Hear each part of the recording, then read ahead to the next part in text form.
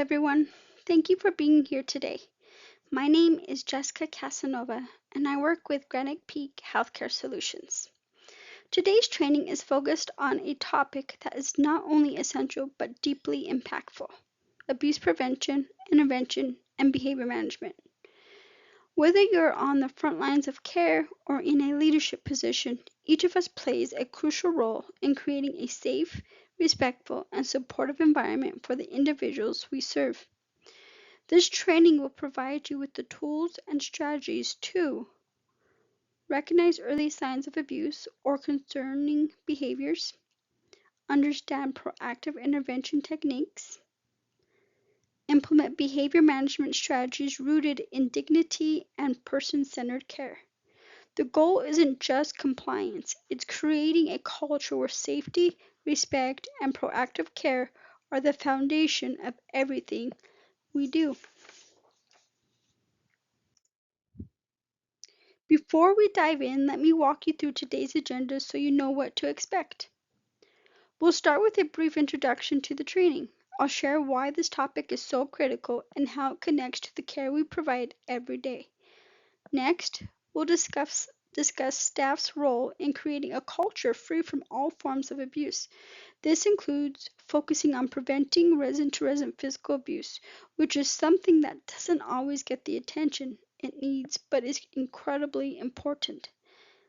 From there, we'll move into identifying and reporting potential misappropriation, abuse, neglect, and exploitation, also known as MANE, M-A-N-E. We talk about your responsibilities not just to report, but to ensure follow-up happens when concerns are raised. After that, we'll cover the types of resident-to-resident aggression with a focus on how these behaviors can prevent in individuals with dementia. We'll look at identifying residents who may be at risk of being abused and those who may be at risk of exhibiting aggressive or abusive behaviors toward others. We'll also talk about the psychosocial outcomes for residents who are subjected to abuse. It's not just physical harm we're concerned about, but also emotional and psychological impacts. We'll discuss prevention strategies and how to minimize resident-to-resident abuse, particularly for residents with a history of aggression. After that, we'll move into how to effectively de-escalate aggressive behaviors when they do occur, including what not to do in these high-stress situations. Finally, we'll wrap up with the post-test to review what we've covered and make sure everyone leaves with a strong understanding of the key points. Alright, let's get started. Now that you have a sense of the agenda, let's begin by reviewing the purpose of this training. First, the purpose of the training. Our primary goal is to ensure a culture of safety and respect within the facility. Abuse prevention isn't just a policy, it's a commitment we make to every resident we serve. This training will also cover the federal and state regulatory requirements that guide us in preventing and properly reporting abuse. Next, regulatory requirements. It's important to understand that abuse prevention is not just a moral obligation, it's a legal one. We're going to review the federal and state regulations that mandate how we prevent and report any suspicions or incidents of abuse in care settings like ours. These laws are designed to protect residents and support staff in maintaining a safe environment. Staff responsibilities. Each of us has a key role. The training will give an overview of your responsibilities in identifying signs of abuse, reporting them through correct channels, and helping to mitigate risk before incidents can occur. Every staff member is part of the safety net. No matter your position, you are vital in protecting our residents. As we move forward, think about how these responsibilities apply to your daily work and how small actions can have a big impact on resident safety.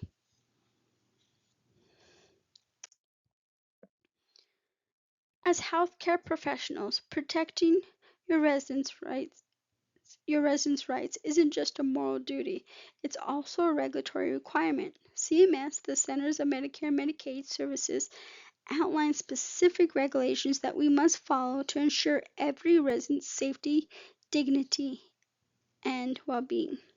Now let's take a look at the specific regulations that protect residents' rights and ensure their safety and dignity in your facility. F600, freedom from abuse and neglect. Residents have the right to be free from any abuse. F602, freedom from misappropriation, exploitation. This ensures that residents' personal property and finances are protected from theft or misuse. F603, freedom from involuntary seclusion. Residents cannot be isolated against their will unless it's part of a therapeutic intervention for safety. F604, freedom from physical restraints. Physical restraints should not be used unless medically necessary, and even then, it must be carefully justified. F605, freedom from chemical restraints. Similarly, medications cannot be used to control behavior unless they are part of a legitimate medical treatment plan. Now let's shift to staff and facility obligations. F606. Facility will not engage staff with adverse actions. Facilities must screen staff and avoid hiring anyone with a history of abuse or professional misconduct. F607. Develop and implement abuse policies. There must be clear policies in place to prevent and address abuse. F608. Reporting reasonable suspicion of a crime. If abuse or neglect is suspected, we must report it immediately. F609. Reporting alleged violations. Any suspected violation must be reported internally for swift investigation. F610. Finally, facilities are required to not just investigate but also to prevent reoccurrence and correct any issues. These regulations aren't just policies on paper, they represent real protections for real people. It's up to each of us to know them, apply them, and speak up if we ever see something that violates them. Now that we've introduced the broader regulations, let's dive deeper into F600. Freedom from abuse and neglect. Abuse can take many forms, and it's important for all staff to recognize the signs, no matter how subtle they may be. Physical abuse. First, we have physical abuse. This includes hitting, slapping, punching, biting, or kicking. It also covers corporal punishment, which is any physical action used to correct or control behavior. Things like spanking, slapping hands, or hitting with objects. None of these are ever acceptable. Deprivation of goods and services. Another form of abuse is the knowing deprivation of goods or services. This could look like withholding food, water, hygiene items, or even access to medical care. Mental and verbal abuse. Mental and verbal abuse can sometimes be less visible but just as harmful. It includes both verbal and nonverbal conduct. Anything that causes humiliation, intimidation, fear, shame, or agitation. This can happen through words, tone of voice, and body language, or even silence. Verbal abuse includes oral, written, or gesture communication, regardless of the resident's age or ability to understand. Even if a resident has dementia or is nonverbal, they are still protected from any harmful or threatening communication. So pause for a moment. I want to emphasize it's not about whether the person intended to harm, it's about the impact on the resident.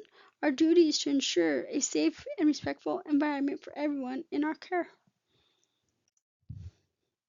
Continue with F600, freedom from abuse and neglect. We now move into two extremely important and sensitive areas, sexual abuse and neglect. Sexual abuse includes any non-consensual sexual contact of any kind. This covers unwanted touching, especially of private areas like the breast or perineal area.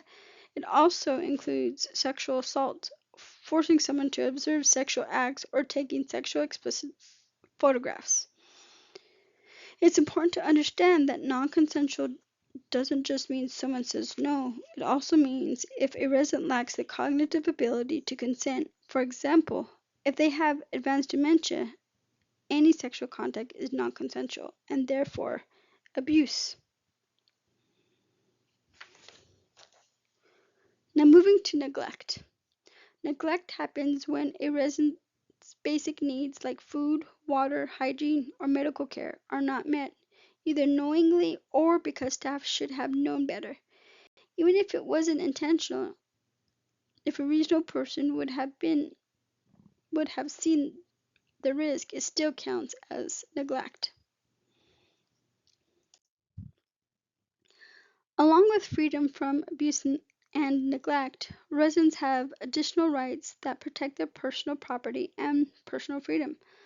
Let's look at two key protections under the regulations. F602, freedom from misappropriation. First, residents have the right to freedom from misappropriation of their property. This means all of their possessions, from clothing and jewelry to personal documents and medications, must be protected. Common violations here can include identity theft, unauthorized use of a resident's funds, and something we sometimes don't think about, medication diversion, where someone inappropriately takes or uses a resident's prescribed medications. It's important to remember residents trust us to safeguard not just their care, but also their personal belongings and dignity. F603, freedom from involuntary seclusion. Next, residents must be free from involuntary seclusion. This includes things like corporal punishment, improper confinement, or isolating residents without their consent. An example would be placing a resident alone in a room without access to a call light, or isolating them as a form of punishment or control. Involuntary seclusion not only violates their rights, but it can severely impact their mental and emotional well-being.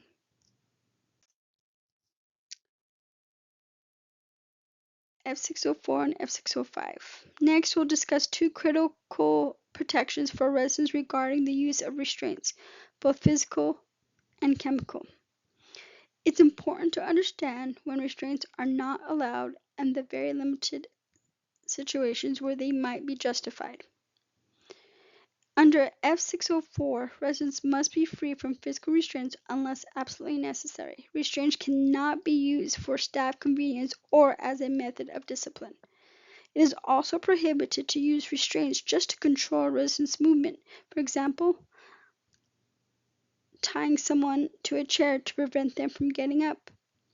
Physical restraints should only be used in specific circumstances and only when necessary for the resident's medical condition, and even then, under strict guidelines.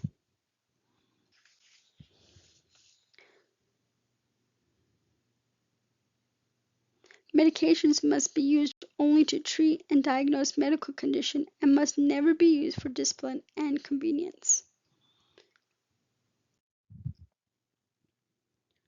We talked about resident rights, but protecting them also means making sure we have the right people in our facilities and the right policies in place. That's where F606 and F607 come in. Under F606, facilities are prohibited from employing staff who have a history of abuse, neglect, exploitation, or misappropriation. This includes anyone who has been found guilty in a court of law, had a finding entered into the state nurse aid registry, or faced disciplinary action by a licensing body related to these issues. In short, if someone has a record of mistreatment, they cannot work in a direct care roles with vulnerable residents. This helps maintain a safe and trustworthy environment. But it's not just about who we hire. Facilities must also actively develop and implement written policies to prevent abuse, neglect, exploitation, and misappropriation. This means establishing clear procedures for investigating any allegations and ensuring that all staff are trained regularly. It's not enough to have policies sitting in a binder. Staff must know what they are and how to act if they see or suspect a problem.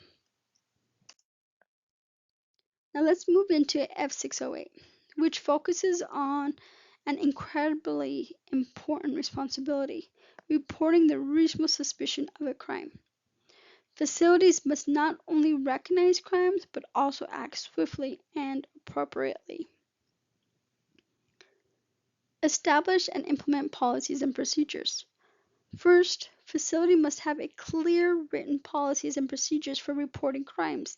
This ensures that staff know exactly what steps to take if they suspect something serious was occurred.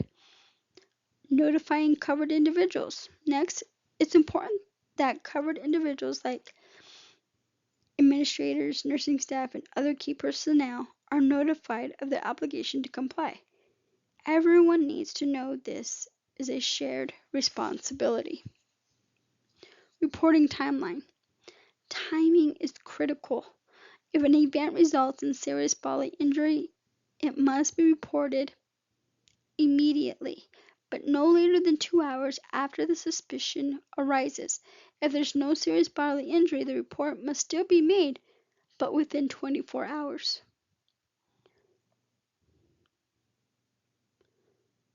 Prohibit retaliation. Lastly, facilities must protect anyone who reports suspected crimes from retaliation. No one should ever fear consequences for doing the right thing. Protecting residents means not just preventing harm, but responding immediately and appropriately if harm is suspected. Fast action can make all the difference. Building on what we just discussed with crime reporting, F609 takes it further by focusing on reporting alleged violations, including abuse, neglect, exploitation, or mistreatment. Who and what to report. When there's an allegation, whether it's about abuse, neglect, exploitation, or even mistreatment, it must be reported to both the administrator and the state survey agency. Importantly, this includes any injury of unknown origin. Anything suspicious must be treated seriously. Timelines. If there's a serious bodily injury or the allegation involves abuse, reporting must happen immediately, no later than 2 hours. If the event doesn't involve bodily injury or abuse, it still needs to be reported, but no later than 24 hours. Investigation reporting.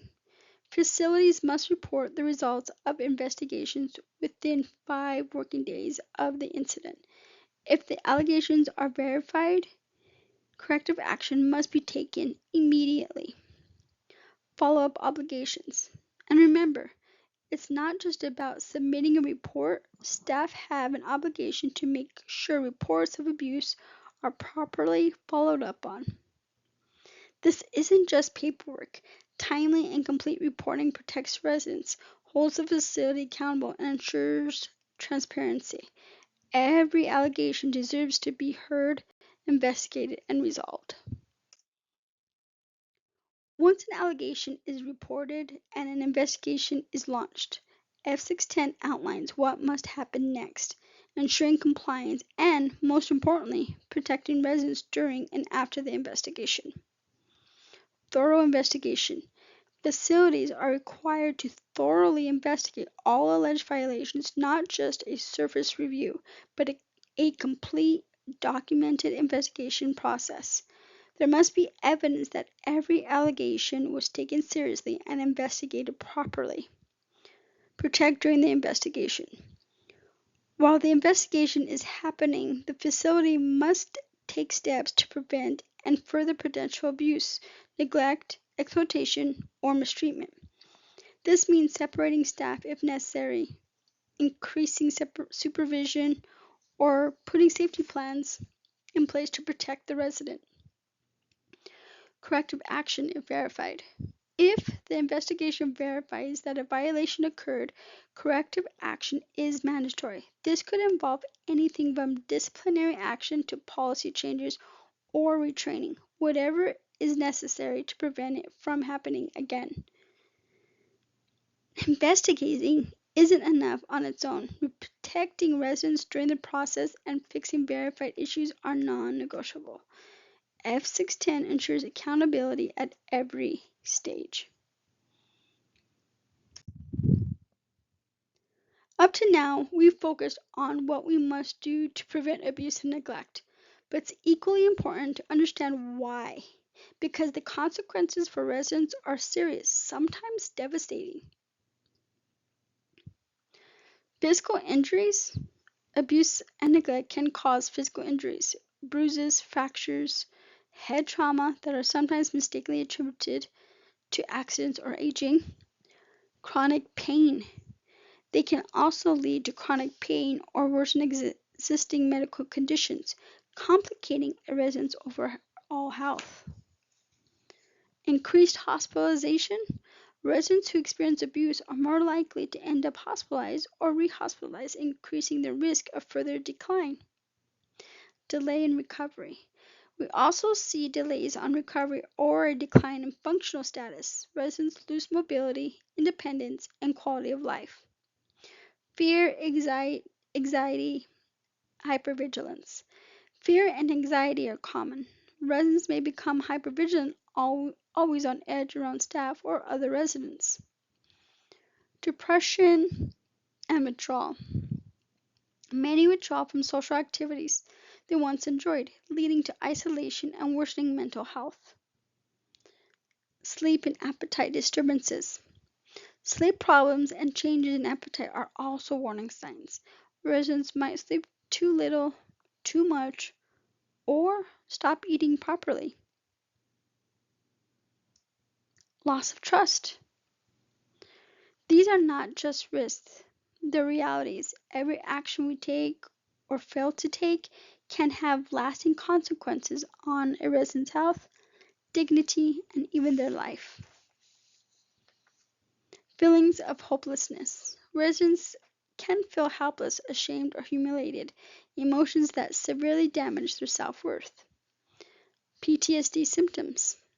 Some develop symptoms of post-traumatic stress disorder, reliving the trauma long after it happens. Cognitive or emotional regression. Especially in residents with dementia, trauma can cause regression, a loss of cognitive or emotional abilities they once had.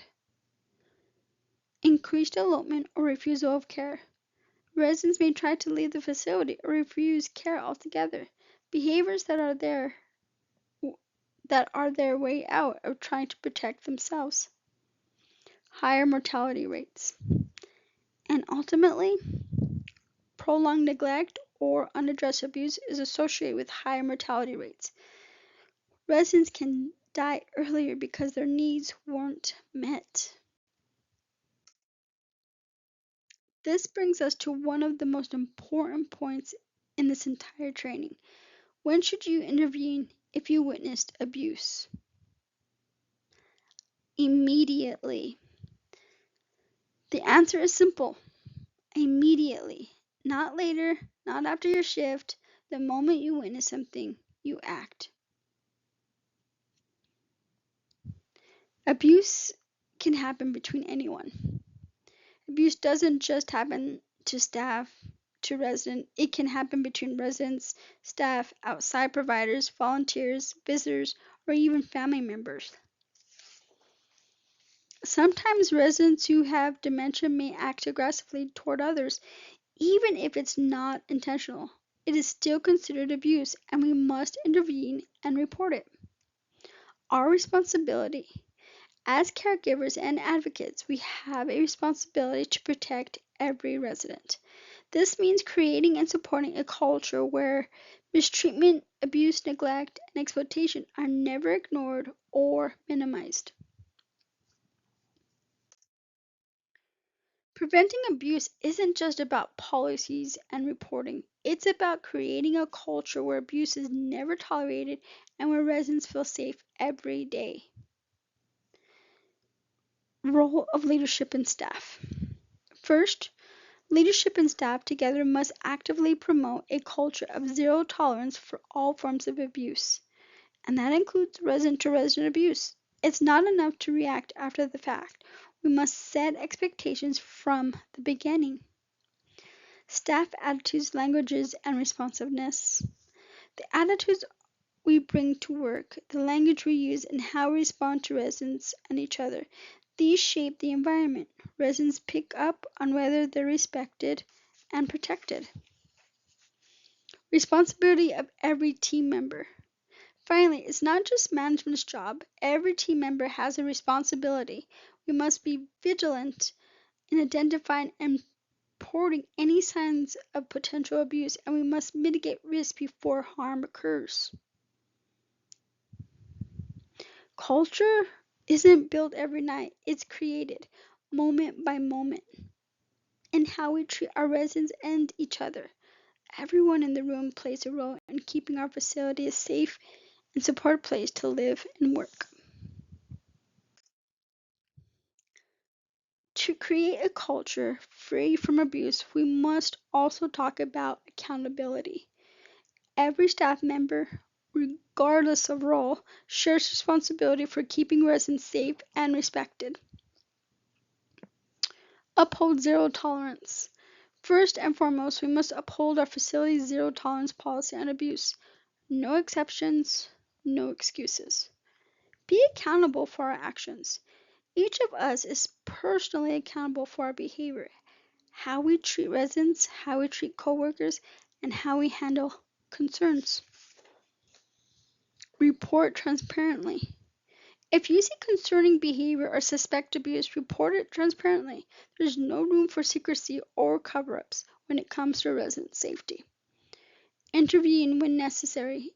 If you witness abuse or mistreatment, step in to protect the resident immediately and report it. Build positive relationships. We must build positive relationships with residents. Trust and respect go a long way in preventing harm. Use effective communication. Effective communication is key, not just in what we say, but how we say it. Residents deserve patience, clarity, and kindness. Understand residents. Take the time to understand each resident's preferences, routines, and behaviors. Knowing them well can help you spot when something is wrong. Maintain a culture without fear. And finally, we must maintain a culture where there is no fear of retaliation. Staff must feel safe to report, and residents must feel safe to speak up. We've talked a lot about preventing abuse and protecting residents' rights. But what happens when challenging behaviors arise? Behaviors that could lead to harm if not handled correctly.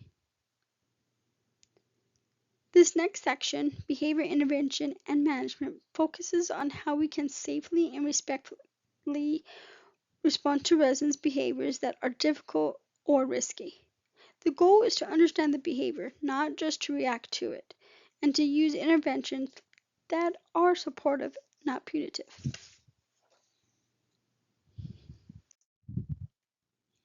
Now let's dive into one of the most common and complex challenges in long-term care, resident-to-resident aggression.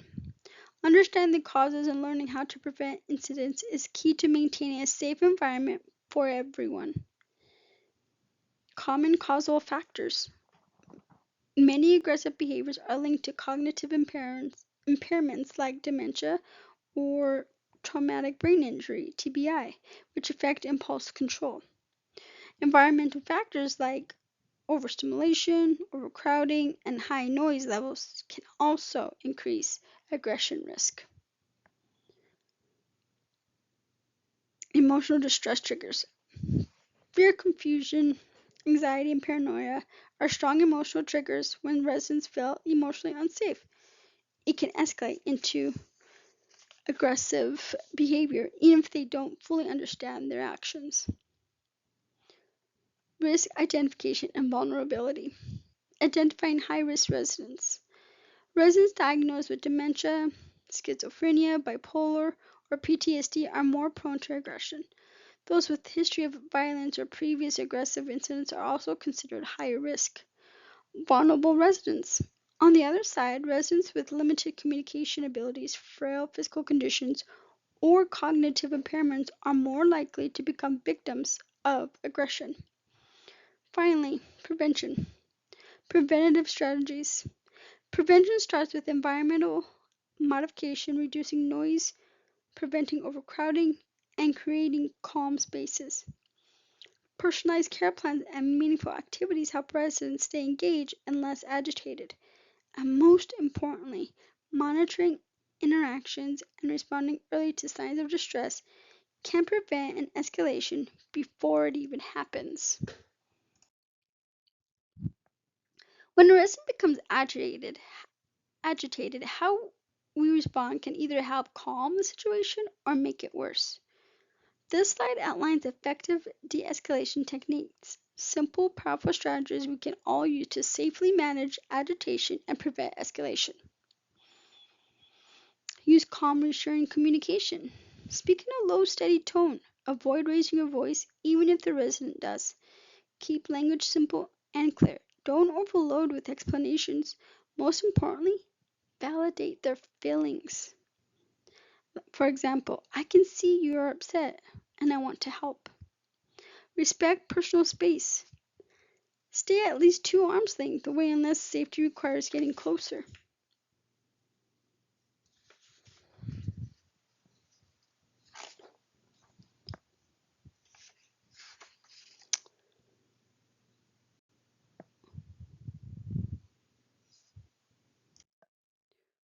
We've talked about what to do when residents become agitated or aggressive.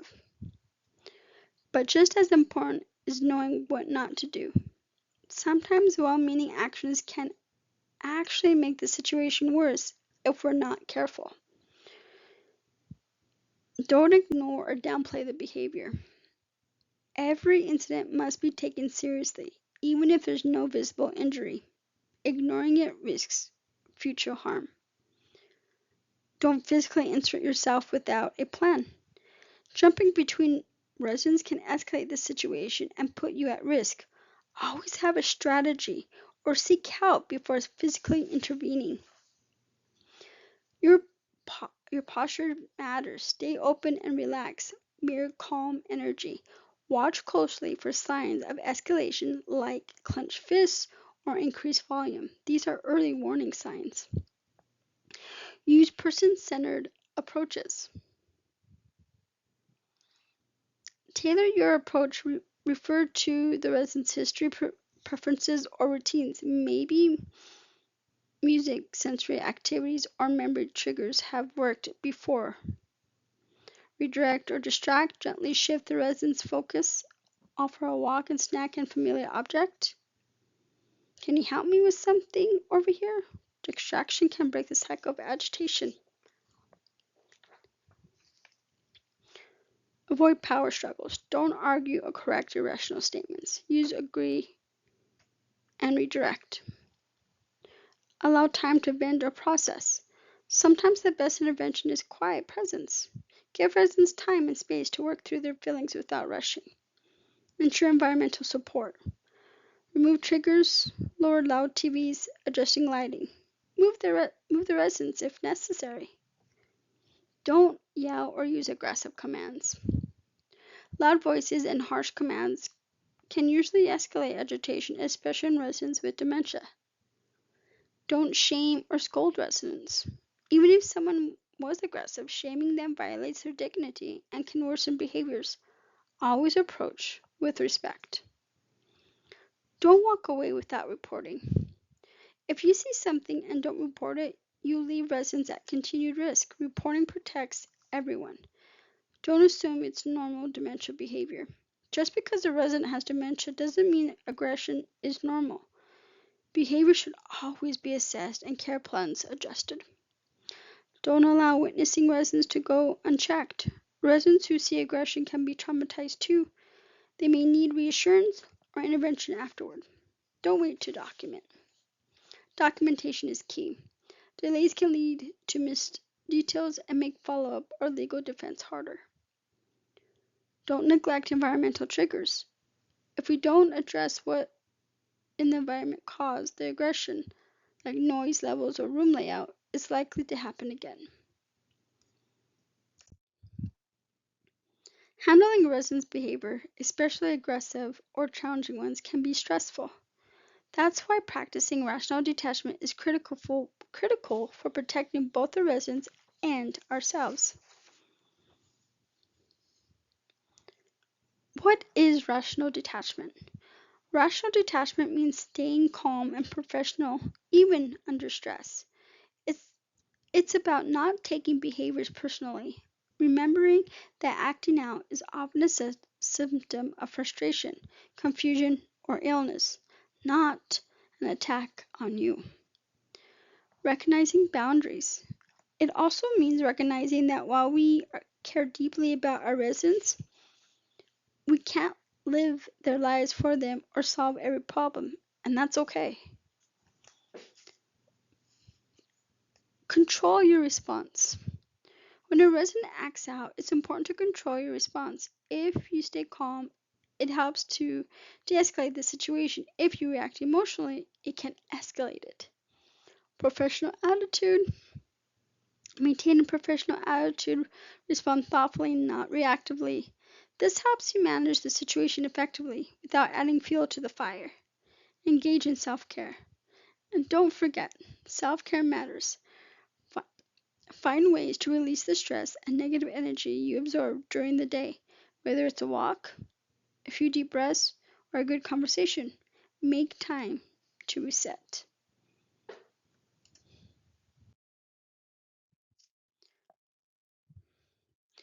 We've talked about behaviors and de escalation, but what if we could prevent some of the agitation before it even starts? This is where environmental modification and daily care practices come into play.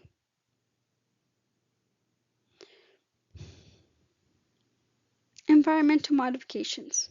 First, take a close look at the environment. Reduce noise, ensure good lighting, keep spaces clean and clutter free, and use pleasant sights and smells to create a calming atmosphere. Even small touches like personalized decorations in a resident's room can make a huge difference in reducing stress. Provide picture schedules, color coded signs, or simply written reminders. These can really help residents who struggle with memory or comprehension. Implement sensory based interventions. Consider using sensory tools like fidget items, weighted blankets, aromatherapy, or calming music to help residents with self regulation. Be mindful of nonverbal cues. Remember, your nonverbal communication matters. Maintaining a calm and patient demeanor, speaking in a slow, reassuring tone, can prevent escalation before it occurs. Offer choices. Give residents choices. It restores a sense of control and dignity. Set appropriate boundaries. Boundaries are important for both the residents' comfort and staff safety.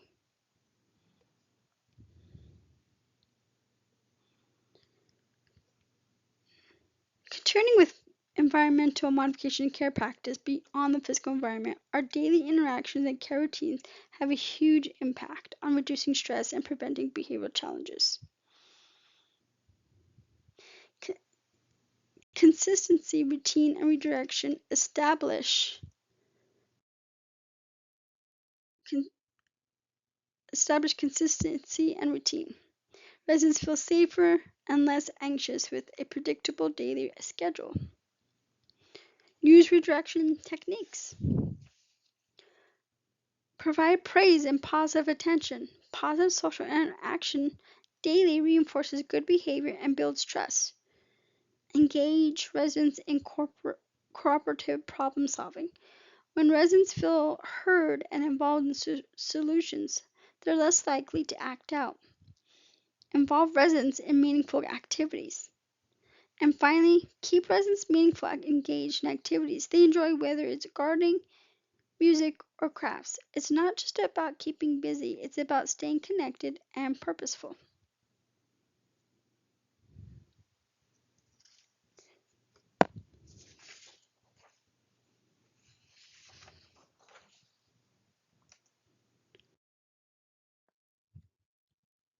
Medication can play a role in treatment, but many symptoms of delirium, depression, anxiety, and sleep disturbances can be addressed or even prevented through non-pharmacological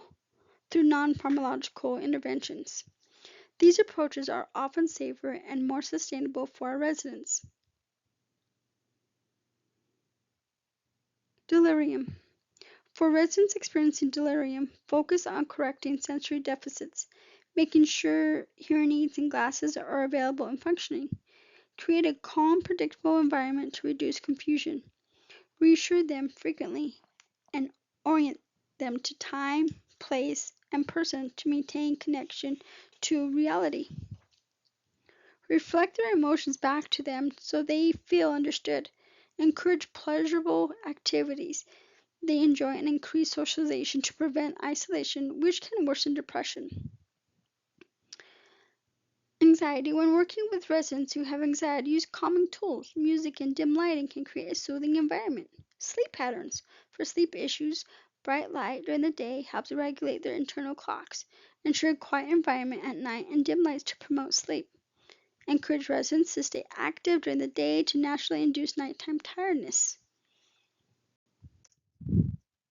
When dealing with an upset or agitated resident, having a variety of de-escalation strategies ready can make all the difference. This list provides practical real-world techniques you can use to calm situations safely and respectfully. Stay calm and supportive. First and foremost, act calm even if you're not. Your calmness helps regulate the resident's emotions. Communication techniques. Let the person talk without interrupting. Active listening is key. Encourage positive engagement. Use humor carefully. Lighten the mood when appropriate. Redirect attention by asking them to draw or talking about something they like. Empower and offer choices. Give a choice. Even simple choices can help residents feel more in control. Offer a change, something you're doing. Flexibility can ease tension. Encourage with positive phrases like, you can do this.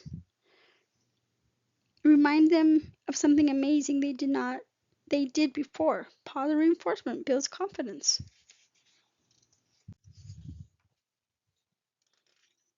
As we come to the end of today's session, let's quickly review the key points we've covered. Every staff member plays a role.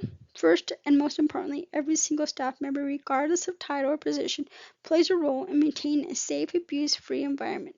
Abuse prevention is not just a policy, it's a shared responsibility. Recognizing and reporting abuse isn't optional. It's a legal and ethical duty. If you see something, you must say something, and you must do it immediately. Prevention is key. Prevention is our most powerful tool. Proactively addressing behaviors before they escalate protects residents and creates a healthier environment for everyone. Understanding rights and strategies. Truly understanding residents' rights, what triggers behaviors, and how to de-escalate safely.